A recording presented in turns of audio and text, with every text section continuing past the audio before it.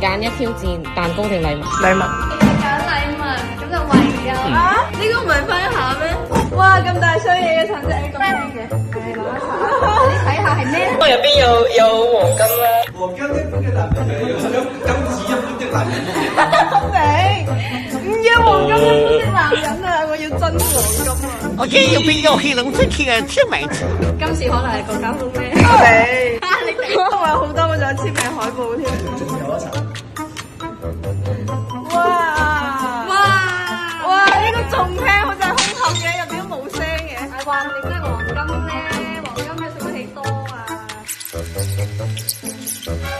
？Surprise！開心冇？開心冇？哇！咩嚟嘅？我要俾你一個擁抱啊！喂，冇啊！爭過你啊！哎呀，攞我哋去睇冰箱，你冇揀嗰個係乜嘢？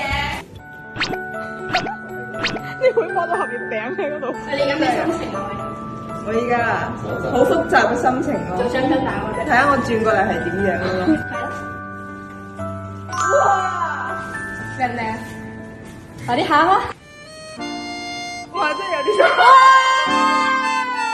沙姐淚灑現場啊！今日係2025年嘅10月17號，我哋嘅大隻沙喺呢個月之1、2嘅辦公室呢度留低咗幾滴嘅熱淚。辦公室你係生日快樂！祝你生日快樂！哎呀，唔使唱啦。恭祝你豐收！呢個舒服啲。恭喜你！隻手。好啊，將精心準備嘅禮物攞俾你啦。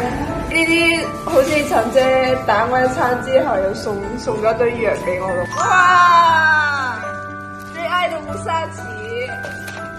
哇！陳姐畫嘅賀卡，好靚好靚。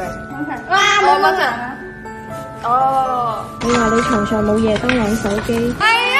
抹晒啲眼淚俾晒呢條裙度先。咁㗎，哎呀，好得意啊！練一下佢就再光啲，跟住再練一下佢就會，佢就會熄。因為呢個係我用咗，我覺得好好用，好實用。老細食蛋糕。